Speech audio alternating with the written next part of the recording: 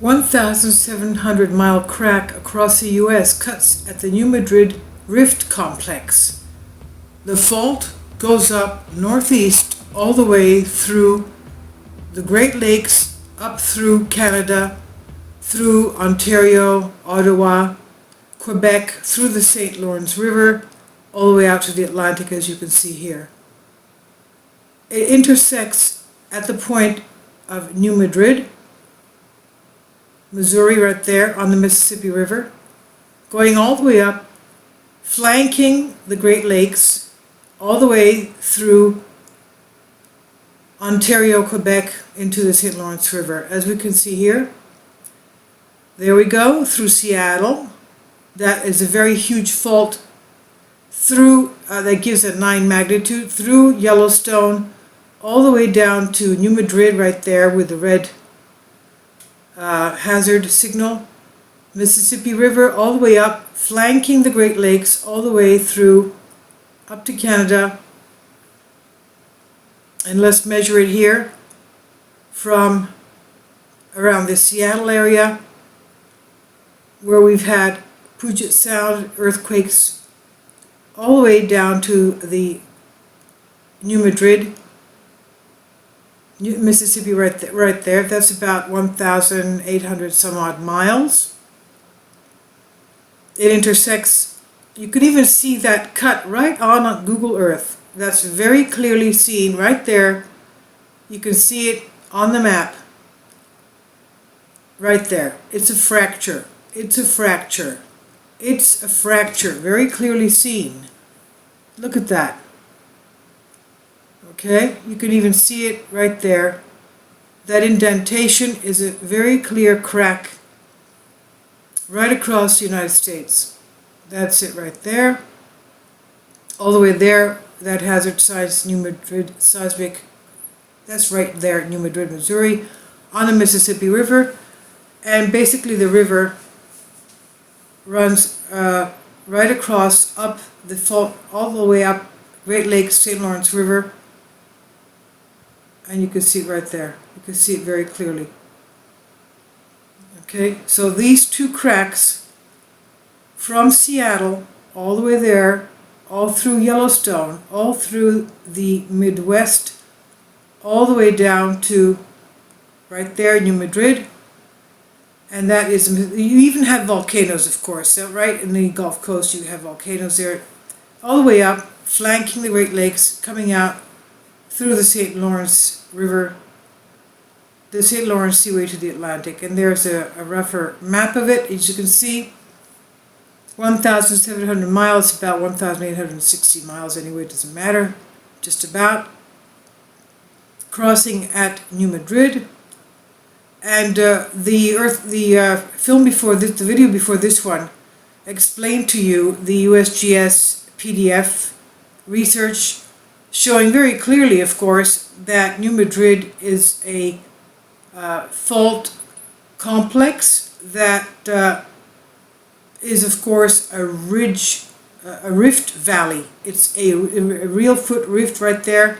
This is a rift valley, because this is an area that is splitting, cracking the United States, basically from southwest to northeast.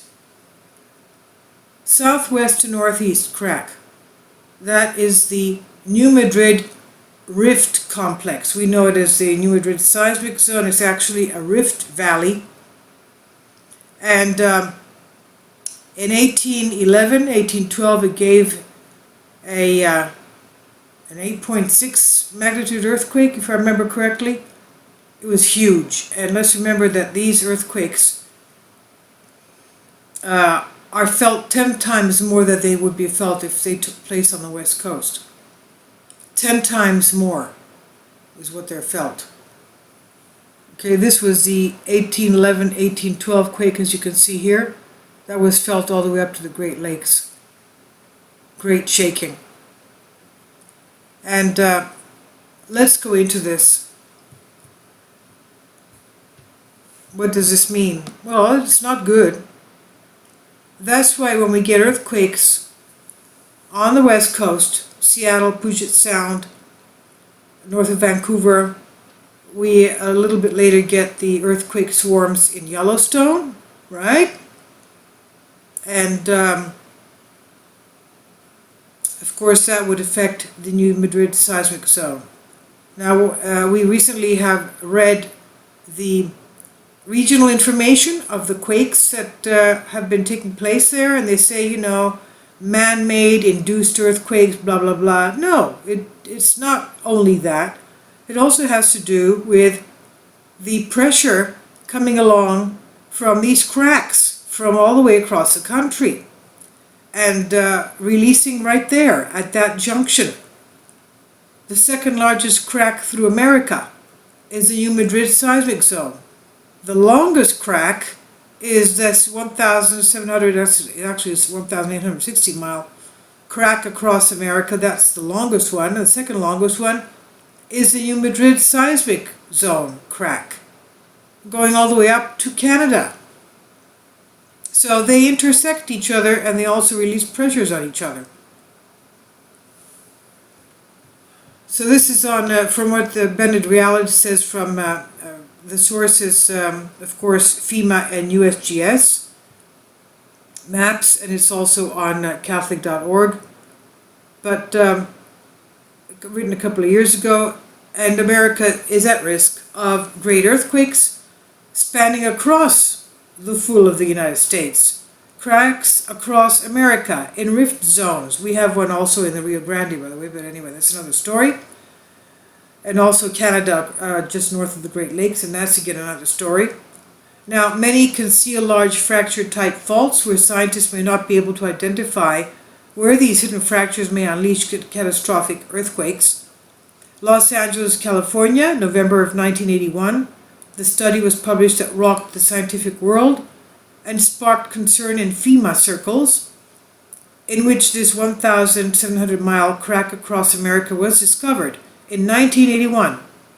Worse yet, this crack cuts through the New Madrid seismic zone, where in 1811-1812, 3 giant earthquakes devastatingly struck the center of America.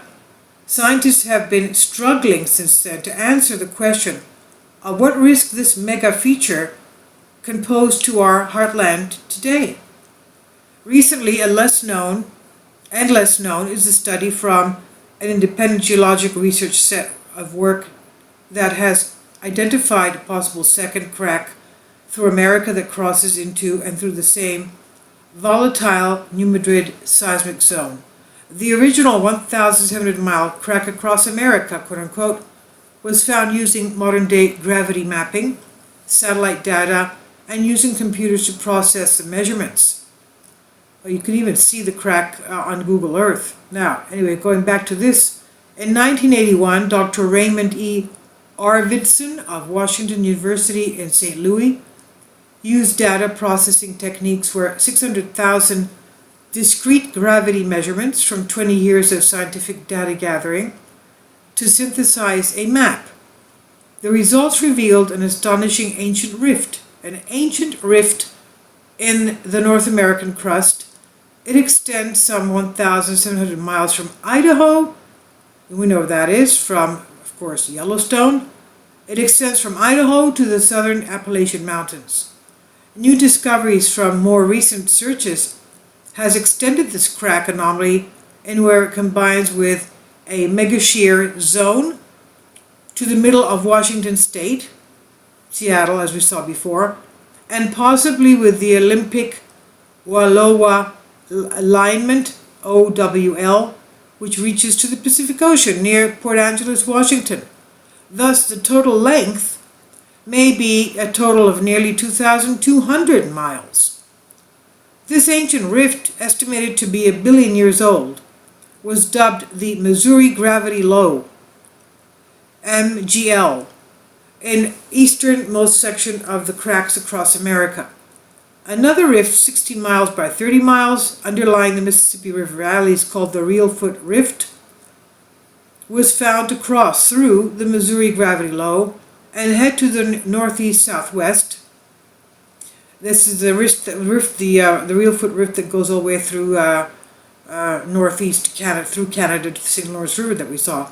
That's the Reelfoot Rift. It was found to cross through the Missouri gravity low, heading to the northeast-southwest. These two rift zones intersect at New Madrid seismic zone.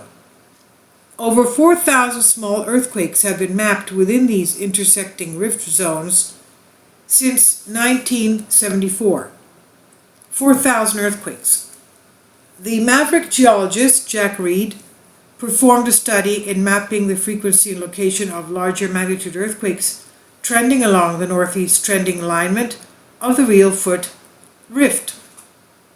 The resulting data indicate another concerning revelation, that a possible second crack through America connects the Reelfoot Rift with the well-known St. Lawrence Rift Zone in Canada. Just as the New Madrid seismic zone revealed its active potential in its rift zones, a magnitude 7.9 earthquake in 1663 struck near Charlevoix and revealed its power in the St. Lawrence Rift Zone. I used to live in Quebec and Montreal, so I know how to speak French as well. Now, it goes right through Montreal, by the way, this rift zone. The Reelfoot Rift goes right through Montreal. Now, perhaps a partial clue to what may link to the existence and nature of the cracks across America and the crack through America is the Mid-Continental Rift, MCR for short. The Mid-Continental Rift, MCR system. Research identified that a movement direction of the MCR from tremendous intraplate pressure forced a southern expansion of this large rift, where the southern edge traverses directly towards the New Madrid seismic zone. The Mid-Continental Rift thus forms a horseshoe that straddles and reaches by its tips at or near the two major crack lineaments.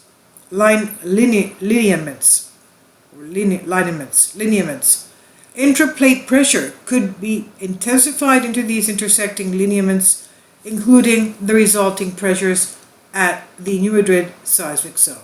Okay? Intraplate pressure could be intensified. Great. Now, what can make these 70 to 90 mile wide and thousands of miles long low gravity crack lineaments features so dangerous? Is their hidden fractures buried in the Earth's crust below. These low gravity areas are called rift zones, where the continental crust tried to pull itself apart, but it failed. The thinning of the crust enabled lighter density young rock to intrude. You know what that means. Magma comes up through there, thus resulting in the lower gravity characteristics in the rift zones. Other recent studies have suggested that the thinning of the crust may occur from the delamination of heavier crustal rock falling down into the Earth's mantle. However, in the case of the linear features of these long-distance lineament rift zones, the case of random delamination from falling into the mantle would not be able to explain these highly organized structures.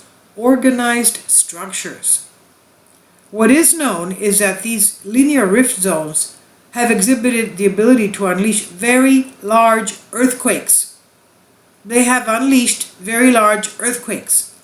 This has been aptly demonstrated by the three 1811-1812 New Madrid magnitude 7 and magnitude 8 earthquakes, and the large 1663 magnitude 7.9 Charlevoix earthquake that was around the St. Lawrence River. Since the regularity of such earthquakes are measured in centuries, scientists are unable to identify if any section of these linear rift zones may be at risk of a sudden large earthquake. The bigger the length and deeper of a buried fracture and its subsequent pressure-induced release, the greater the chances for this rupture to unleash a giant earthquake.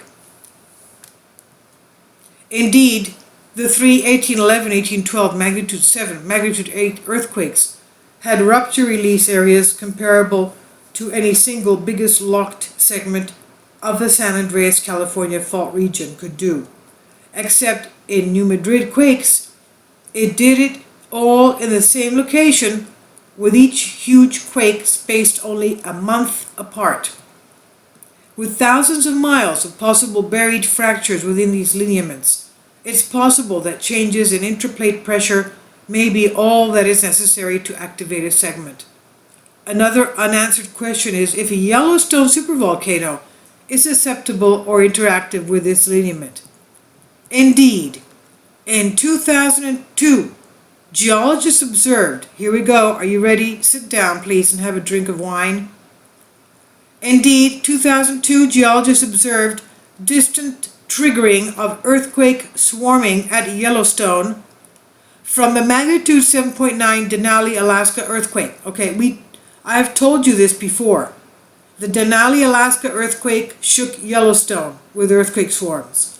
The 1999 7.1 Ridgecrest, California earthquake shook Yellowstone with an earthquake swarm. The Chile 8.8 earthquake gave Yellowstone an earthquake swarm. The Haiti earthquake gave Yellowstone an earthquake swarm. So Yellowstone seems to be linked with fault lines to all of these weird locations. Okay? Even Ridgecrest. Now, Denali gave Yellowstone an earthquake swarm from the 7.9 magnitude in 2002.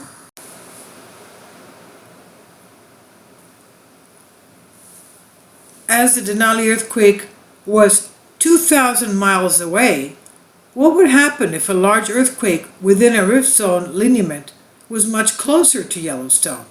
That's a question. Certainly it would be useful to know if there were any susceptible buried fractures in the nearby lineament that traverses near Yellowstone supervolcano. So, we have to look at ourselves. What effect the New Madrid seismic zone quakes are having on Yellowstone, or vice versa. Or Yellowstone could be knocking off earthquakes at the New Madrid rift zone, because it's a rift zone. It's splitting apart the United States. They're interconnected through these intercrossing huge cracks. Of course, USGS is not telling us that, even though USGS has come out and they know that these fractures are there, these faults are there. They're saying that they're induced earthquakes and not to worry about them. Well, we should worry because they don't seem to be induced earthquakes. They're also increasing in intensity, as we had today. We had the 4.2. We had the 4.2. And we also had the 4.2 in, that has to be a separate one because this is going to be too long otherwise. We had the Manhattan 4.2 today, and then we had the 4.9. Okay, we had the 4.9 downgraded to a 4.2. In, let me see, I'm checking the, I'm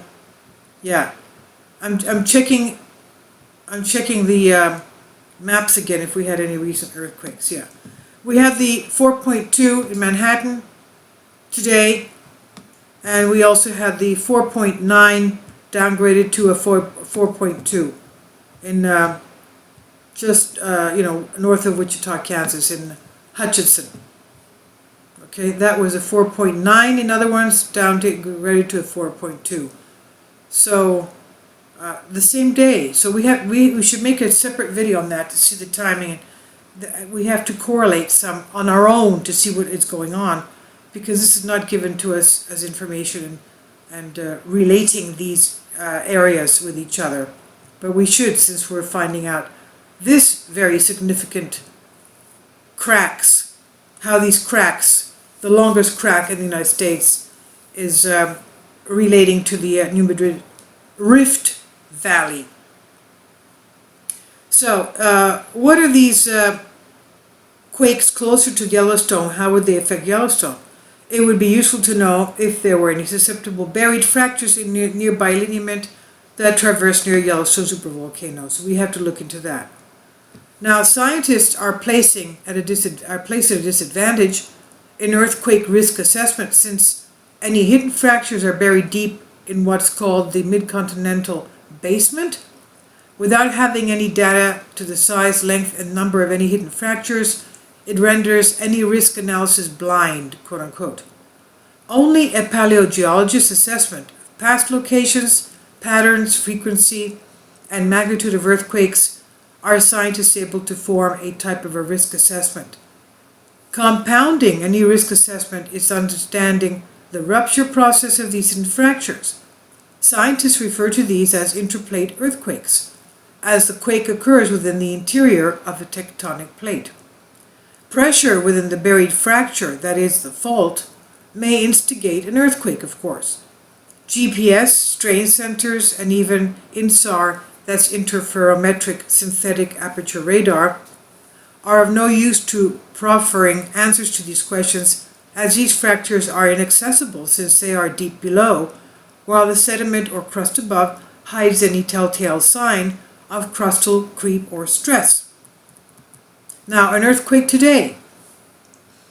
Results of a scientific study commissioned by the Federal Emergency Management Agency, FEMA, indicate that an earthquake today of similar magnitude, 7.7, location to the 1811-1812 New Madrid earthquake, could have the following results.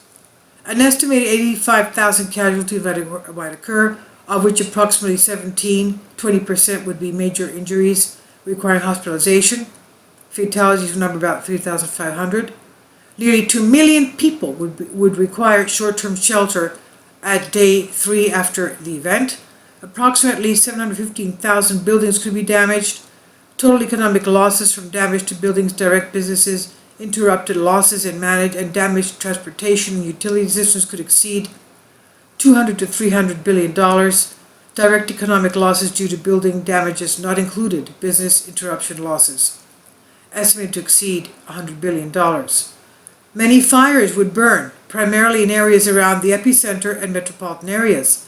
The lack of operation firefighting equipment and water due to the earthquake would be a major concern. About 50% of urban households in the highest impact areas would be deprived of water. It would take weeks, if not months, to restore the water systems to normal operation. Hospitals would likely suffer significant building damage that could result in up to 150 facilities being non-functional. More than 1,300 schools and more than 700 fire stations may have significant damage. In addition, extensive damage is expected to the large inventory of relocating school buildings. Close to 3,500 highway bridges would be damaged, hampering recovery efforts. About 1.25 million could be without power in the hardest hit areas. More than 50 million tons of debris would be generated. This is according to FEMA estimates. Now, because of risk assessment uncertainty, FEMA and other agencies are left to estimate the risk of America's infrastructure based on a worst-case paleogeologic history, that is, the maximum at any moment.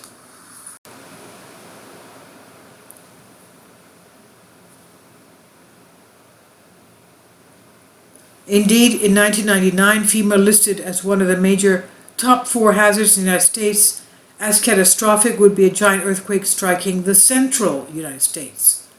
Because scientists are unable to predict the timing or the location of the next large earthquakes in these rift zones, New Madrid rift complex, there is a difference of viewpoints regarding cost trade-offs of implementation and or upgrades of rigorous seismic building codes between the scientific community and the emergency management organizations.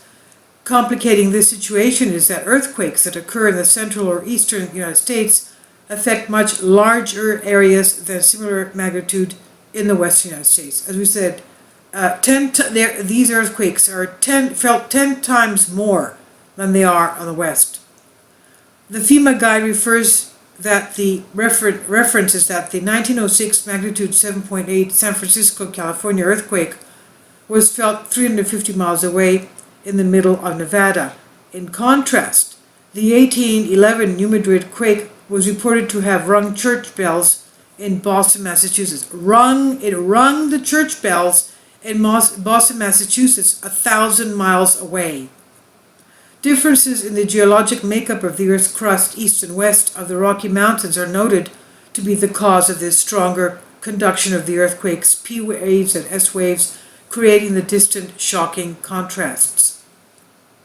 As the rate of earthquakes have been increasing, they have been increasing in the New Madrid seismic zone and in other parts of central U.S., such as Oklahoma.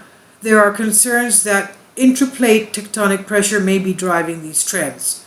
Other areas, such as the Wabash Valley and East Tennessee seismic zones, that's just north of the, it's on the line, of course, of this second largest crack.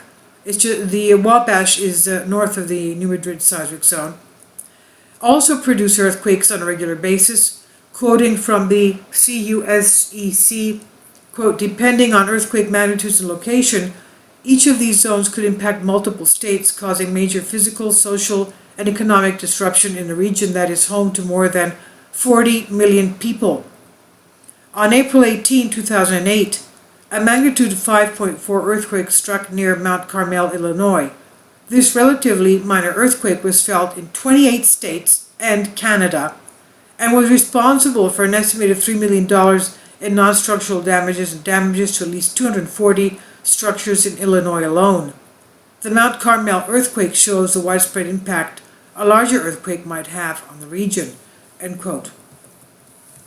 Scientists now believe the eastern U.S. could have a major quake of its own, and events like the New Madrid Great Quakes may happen again, but there is no way to guess when or where.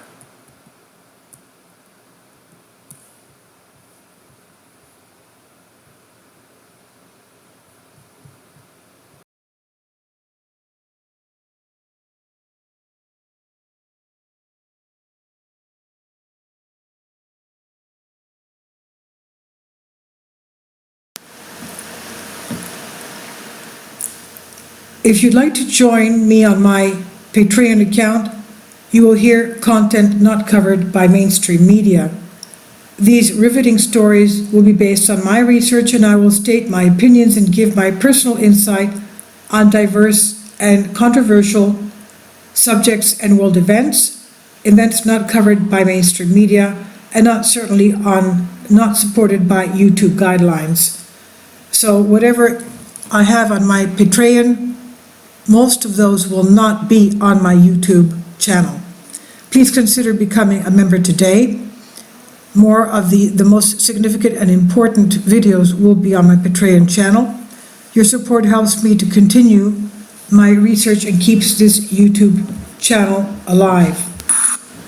And we depend on your support, your generous charity, because we help economically challenged families here in Athens, Greece, in Kapota, and we also help the young generation with university tuition and the community around our church. Thank you.